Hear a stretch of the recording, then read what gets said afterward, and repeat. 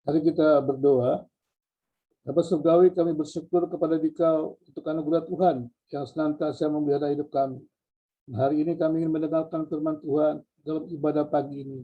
Biar Roh yang Kudus memimpin kami, menolong kami untuk mengerti firman Tuhan dan hidup dalam kebenaran firman Allah.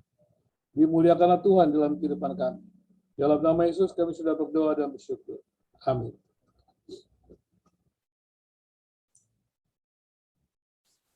Firman Allah hari ini terambil dari kitab Roma pasal yang ke-8. Roma pasal 8 ayat 1 sampai dengan ayat yang ke-17. Kitab Roma pasal yang ke-8 ayat 1 sampai dengan ayat yang ke-17. Demikian firman Tuhan, kitab Roma pasal 8 ayat 1 sampai dengan 17. Hidup oleh Roh. Demikianlah sekarang tidak ada penghukuman bagi mereka yang ada di dalam Kristus Yesus. Roh yang memberi hidup telah memerdekakan kamu dalam Kristus dari hukum dosa dan hukum maut. Sebab apa yang tidak mungkin dilakukan hukum Taurat karena tak berdaya oleh daging, telah dilakukan oleh Allah. Dengan jalan mengutus anaknya sendiri dalam daging, yang serupa dengan daging, yang dikuasai dosa karena dosa. Ia telah menjatuhkan hukuman atas dosa di dalam daging. Supaya tuntutan hukum Taurat digenapi di dalam kita, yang tidak hidup menurut daging, tetapi menurut Roh. Sebab mereka yang hidup menurut daging memikirkan hal-hal yang dari daging.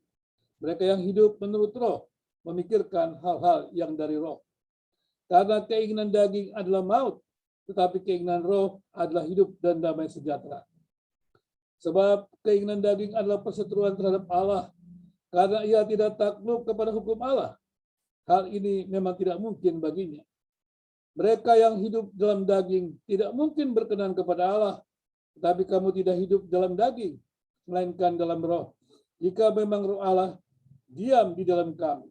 Tetapi jika orang tidak memiliki Roh Kristus, ia bukan milik Kristus. Tetapi jika Kristus ada di dalam kamu, maka tubuh memang mati karena dosa, tetapi Roh adalah kehidupan oleh karena kebenaran. Dan jika Roh Dia yang telah membangkitkan Yesus dari antara orang mati diam di dalam kamu, maka Ia yang telah membangkitkan Kristus Yesus dari antara orang mati akan menghidupkan juga tubuhmu yang panah itu oleh Roh-Nya yang diam di dalam kamu.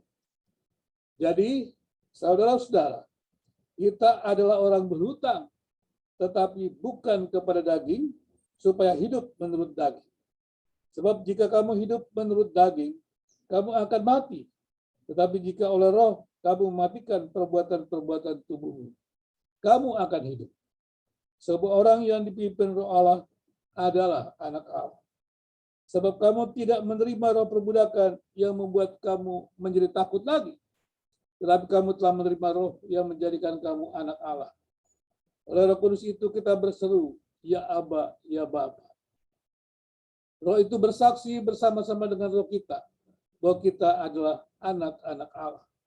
Dan jika kita adalah anak, maka kita juga adalah ahli waris.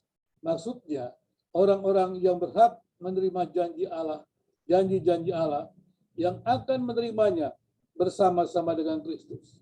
Yaitu jika kita menderita bersama-sama dengan Dia, supaya kita juga dipermuliakan bersama-sama dengan Dia. Jemaat yang dikasihi oleh Kristus, tema kita hari ini adalah dipimpin oleh Roh atau dipimpin oleh Roh Kudus. Hidup yang dipimpin oleh Roh Kudus. Jemaat yang dikasihi oleh Kristus, kita bukan hanya berbahagia memiliki Roh Kudus, tetapi kita juga harus dipimpin oleh Roh Kudus. Kita harus dikuasai Roh Kudus. Kita harus dipimpin oleh Roh Kudus. Itulah namanya hidup yang dipimpin oleh Roh Kudus. Pertanyaannya kemudian, bagaimana kehidupan kita sebelum kita hidup di dalam pimpinan Roh Kudus?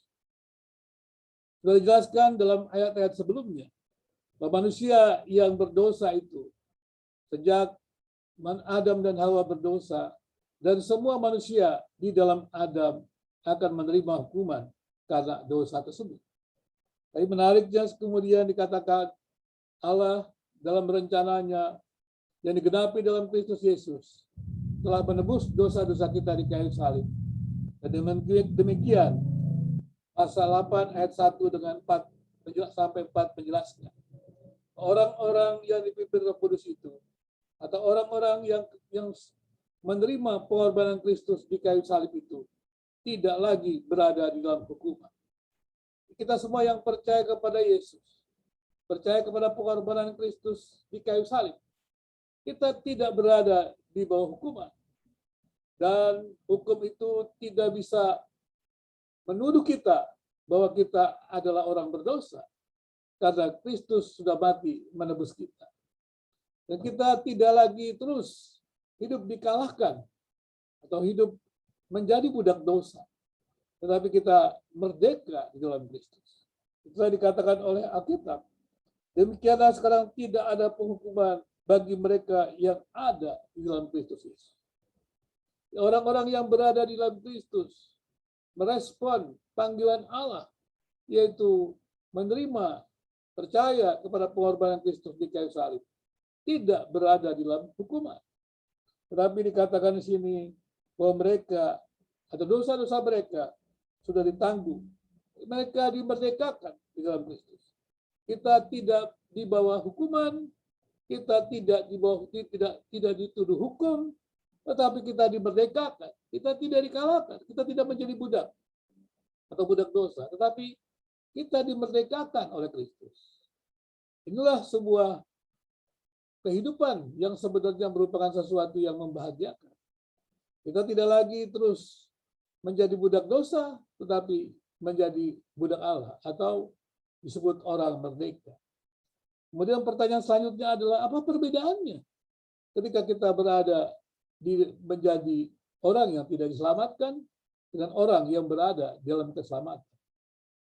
Kalau kita melihat dengan tegas dikatakan, orang yang berada di dalam keselamatan itu hidup di dalam roh. Tapi orang yang tidak merespon anugerah Allah, keselamatan di dalam Kristus Yesus itu, hidup di dalam daging. Bukan hidup dalam roh, tetapi hidup dalam daging. Tidak mengerti hal-hal yang rohani. Kemudian juga orang yang tidak merespon terhadap kematian Kristus di kayu salib, menerima pengampunan dosa itu.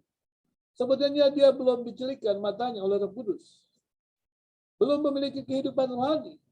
Masih mati secara rohani. Itulah yang membuat dia hidup menurut daging.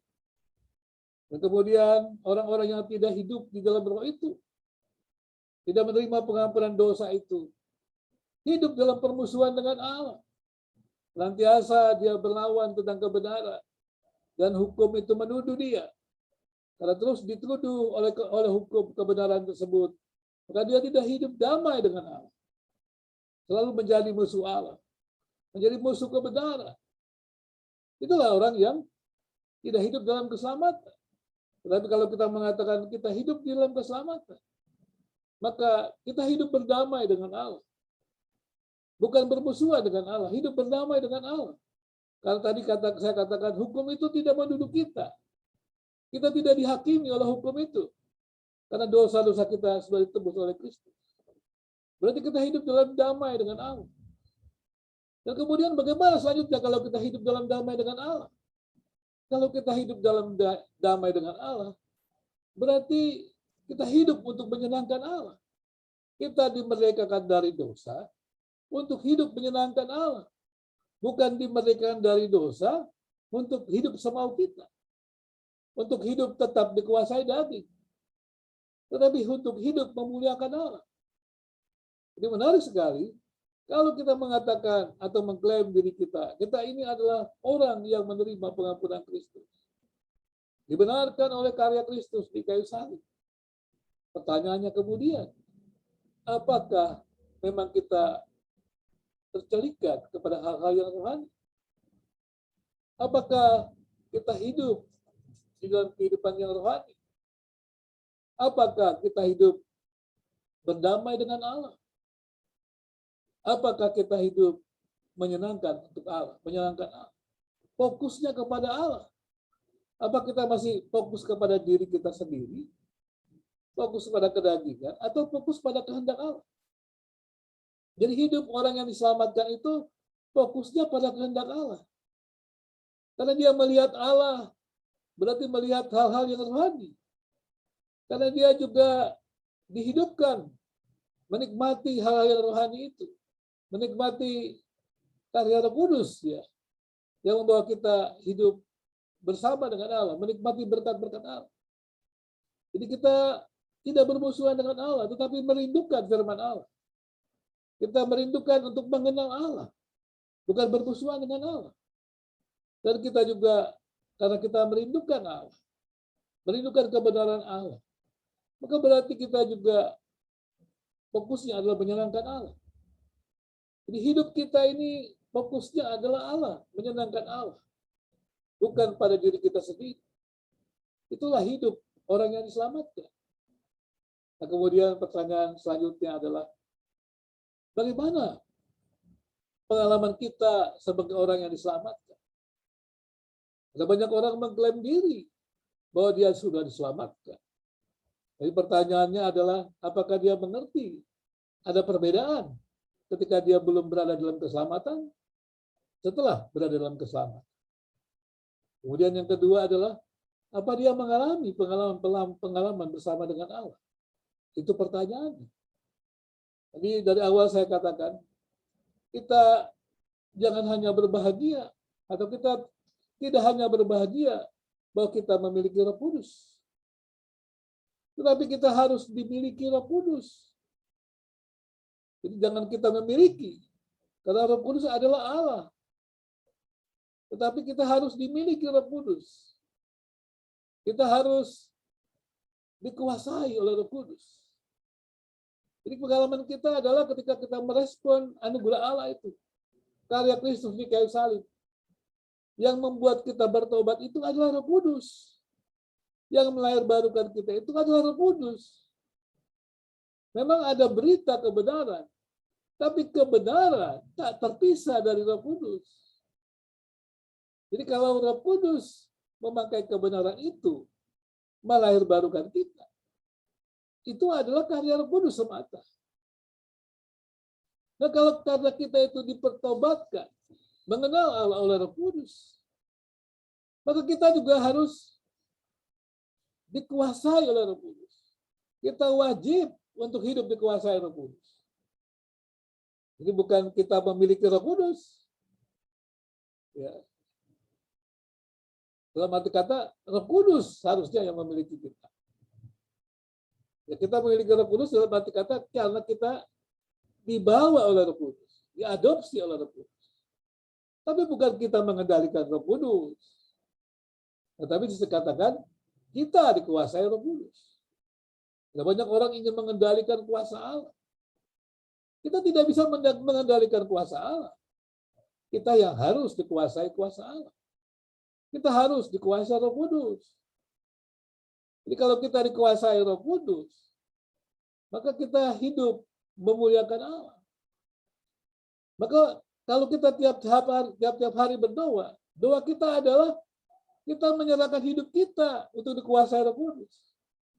Kita bersyukur, Tuhan, saya bersyukur Roh Kudus menyadarkan kami akan dosa, menginsapkan kami akan dosa. Kita bersyukur bahwa kita memiliki Roh Kudus, ya, yang melahirbarukan kita. Tapi kita harus mengatakan, kita menyerahkan hidup kita kepada Roh Kudus untuk dikuasai. Tiap-tiap hari kita harus menyerahkan hidup kita untuk dikuasai Roh Kudus. Ya, bukan kita menguasai Roh Kudus, bukan kita mengendalikan Roh Kudus. Jadi kita harus menyerahkan hidup kita dikuasai Roh Kudus. Dan pada waktu kita menyerahkan hidup kita dikuasai Roh Kudus akan memampukan hidup kita. Atau mampukan kita untuk hidup dalam kebenaran. Kita tidak bisa mengalahkan dosa, kita tidak bisa mengalahkan daging. Tapi Roh Kudus, Allah yang berkuasa itu, akan mematikan keinginan daging kita. Akan memampukan kita mengalahkan dosa. Jadi bukan kita, tapi Roh Kudus yang melahirkan baru kita itu akan mematikan keinginan daging. Bukan kita yang mematikan keinginan daging, Roh Kudus yang akan mematikan keinginan daging. Dan kemudian kita akan mampu mengalahkan dosa. Jadi kalau kita dikuasai Roh Kudus. Nah kemudian, kalau kita dikuasai Roh Kudus, saya katakan Roh Kudus akan mematikan keinginan daging. Dan kemudian Roh Kudus yang membaptis kita masuk dalam kehidupan orang yang percaya itu. Kita semua dibaptis oleh Roh Kudus. Kita makan dari roh yang sama. Kita dibaptis masuk dalam gereja oleh Roh Kudus. Maka kalau kita dikuasai Roh Kudus, maka kita akan menjadi dewasa di dalam Tuhan. Kita akan menjadi keluarga Allah. Di dalam gereja itu menjadi keluarga Allah yang dewasa. Jadi tidak ada anggota jemaat yang terus jadi anak-anak. Menjadi dewasa. Menjadi dewasa artinya dia bisa melayani. Dia hidup dan memuliakan Tuhan. Jadi anggota jemaat itu dididik dalam kebenaran firman Tuhan, menyerahkan hidupnya kepada Roh Kudus. Roh Kudus menguasai kehidupannya. Roh Kudus mematikan keinginan dagingnya. Roh Kudus menolong dia berjalan di dalam Tuhan. Dan kemudian dia makin dewasa. Maka Roh Kudus menolong dia untuk memampukan dia melawan dosa dan menjadi hidup seperti Kristus. Jadi kalau kita berkata kita ingin hidup seperti Kristus, itu bukan perjuangan kita semata, tapi itu anugerah Allah. Roh Kudus memimpin kita. Jadi bagaimana kita menjadi seperti Kristus? Kalau kita dikuasai Roh Kudus, maka Roh Kudus akan memimpin kita. Memimpin kita kemana? Memimpin kita untuk menjadi seperti Kristus. Jadi saudara yang dikasihi oleh Kristus, kita mesti melihat kehidupan Kristen kita. Apakah betul kehidupan Kristen kita ini dikuasai Roh Kudus? Memang kita sering mendengar, saya bisa percaya, saya beriman kepada pengorbanan Kristus di kayu salib itu karena Roh Kudus. Roh Kudus ada di dalam diri saya. Saya memiliki Roh Kudus. Tapi tidak cukup demikian, teman-teman semuanya. Bapak Ibu dikasih oleh Kristus. Roh Kudus mesti menguasai kita. Dimana yang dikasih oleh Kristus, Roh Kudus mesti menguasai kita. Mesti mengendalikan kita. Dan karena kita ingin dikuasai Roh Kudus, maka kita katakan tiap-tiap hari. Kita menyerahkan hidup kita untuk dikuasai Roh Kudus. Pada waktu kita menyerahkan hidup kita dikuasai Roh Kudus itulah yang mematikan keinginan daging. Memampukan kita melawan dosa. Jadi kesempurnaan hidup Kristen adalah ketika tiap-tiap hari kita datang kepada Allah. Kita minta pertolongan Allah. Kita minta pertolongan Roh Kudus untuk memampukan kita hidup dalam kebenaran. Itulah yang dimaksud kita bisa menanggalkan manusia lama, mengenakan manusia baru. Jadi mematikan keinginan daging itu, manusia lama. Dan kemudian mengenakan manusia baru. Roh Kudus memimpin kita hidup dalam kebenaran. Jadi saudara yang dikasihi oleh Kristus. Dan kemudian kita menjadi anggota jemaat, gereja yang dewasa, yang melayani. Jadi kita jangan terus menjadi anggota jemaat yang terus dilayani. Tapi semua kita harus bertumbuh melayani. Dan itu bisa terjadi kalau Roh Kudus menguasai kita, memimpin kita. Roh Kudus bukan hanya memimpin kita untuk menjadi anggota keluarga Allah yang melayani, tapi Roh Kudus juga akan memimpin kita untuk hidup di dalam Kristus. Dan tiap-tiap hari kita memohon terus supaya kita dipimpin oleh Kristus. Jadi kalau kita perhatikan bahwa hidup itu adalah anugerah Allah. Kita dibenarkan karena anugerah Allah. Karena karya Kristus mati di kayu salib. Dan kemudian juga kita mengerti karya keselamatan itu karena Roh Kudus. Bukan karena kita sendiri. Bukan karena kita ingin tahu Alkitab, kita ingin tahu firman Tuhan, sehingga kita tahu, tidak. Karena Roh Kudus mencelikkan mata hati kita, mata rohani kita. Sehingga kita bisa merespon kepada kebenaran Allah. Kebenaran Allah itulah yang melahirbarukan kita. Roh Kuduslah melahirbarukan kita. Kita disucikan, diampuni dosa-dosa kita. Dan kita terus mengalami perubahan demi perubahan di dalam penguasaan Roh Kudus. Jadi perubahan itu bukan sekadar perjuangan kita semata, tapi perjuangan kita adalah ketika kita menyerahkan seluruh hidup kita tiap-tiap hari untuk dikuasai Roh Kudus. Dan kemudian Roh Kudus akan membawa kita makin hari makin mengenal Tuhan. Itulah sebabnya kita memiliki keyakinan keselamatan. Bukan berarti keselamatan itu pindah kepada keyakinan kita. Tapi Roh Kudus menjelaskan kepada kita, karya-karya Roh Kudus dalam hidup kita menjelaskan kepada kita. Sehingga kita menjadi yakin. Kita diyakinkan oleh Roh Kudus tentang keselamatan. Bukan kita meyakinkan diri kita selamat. Itu berbeda sekali. Ada banyak orang tidak dipimpin Roh Kudus, tidak dikuasai Roh Kudus, tidak memiliki hidup fokus kepada Allah, tapi merasa mengklaim diri punya keselamatan. Keselamatan itu bukan klaim. Keselamatan itu diyakinkan oleh Roh Kudus. Jadi pada waktu kita meyakini tentang karya keselamatan Kristus yang dikerjakan di kayu salib, kita tunduk, kita bersyukur kepada Allah, bukan menjadi arogan. Bukan mengklaim diri menjadi lebih baik dari orang lain. Maka itu dikatakan kita menyebut ya Aba, ya Bapa. Jadi orang yang hidup dipimpin Roh Allah, itu anak Allah. Jadi kalau kita mengatakan diri kita ini anak Allah, pertanyaannya apakah kita hidup dipimpin Roh Kudus? Jadi saudara yang dikasih oleh Kristus, ya, saya percaya ya, bahwa hidup kita adalah anugerah Allah. Keselamatan itu, pengampunan dosa itu karena anugerah Allah. Tetapi hidup yang kita hidupi sekarang ini juga karena anugerah Allah. Dan kemudian juga ketika kita berjumpa nanti dengan Kristus, karena anugerah Allah. Dan justru anugerah Allah lah yang mendorong kita hidup lebih bergairah, lebih bersemangat. Orang berpikir karena hidup dalam anugerah Allah, orang menjadi tidak bersemangat, tidak ada usaha, salah sekali. Di dalam anugerah Allah itulah ada kuasa, ada kekuatan dari Allah untuk memampukan kita. Tapi bukan dengan kekuatan kita. Itu terbalik sekali. Di dalam anugerah Allah lah Roh Kudus memampukan kita.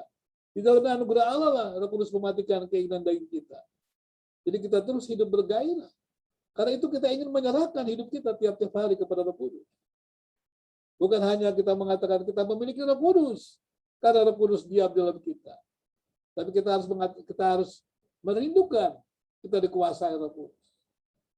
Kita dipimpin oleh Roh Kudus. Dan tiap-tiap hari kita mengalami kehidupan yang demikian. Sampai suatu saat nanti kita berjumpa dengan Kristus. Dan itulah hidup di dalam anugerah Tuhan. Jadi saya berharap umat yang dikasihi oleh Kristus, 2 tahun sudah kita mulai tantangan-tantangan yang cukup berat. Kita juga belum tahu ke depan bagaimana.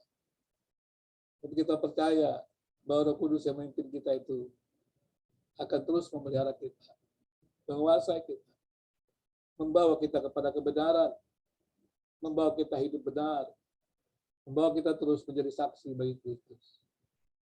Membawa kita terus kepada keyakinan bahwa kita adalah anak-anak Allah yang mendapatkan jaminan kehidupan kekal. Tapi bukan sesuatu yang dibanggakan, tapi sesuatu yang disyukuri. Kita punya kewajiban kepada Allah. Kita punya kewajiban kepada Roh Kudus. Ada Roh Kudus yang mempertobatkan kita, yang melahirkan baru kita. Maka kita punya kewajiban. Kewajiban kita apa? Kewajiban kita adalah dikuasai Roh Kudus. Selain itu apa lagi? Dipimpin oleh Roh Kudus. Jadi kita jangan hanya bersukacita dalam arti kata memiliki Roh Kudus, tapi kita punya kewajiban, yaitu menyerahkan hidup kepada Roh Kudus supaya dikuasai Roh Kudus. Kemudian menyerahkan hidup kepada Roh Kudus bukan hanya dikuasai Roh Kudus, tapi dipimpin oleh Roh Kudus untuk melayani menjadi jemaat yang dewasa, untuk menjadi seperti Kristus.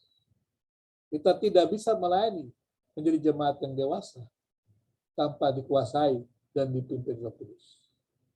Kita tidak bisa menjadi seperti Kristus tanpa dikuasai dan dipimpin oleh Roh Kudus. Sekali lagi, biarlah segala kemuliaan hanya bagi Tuhan.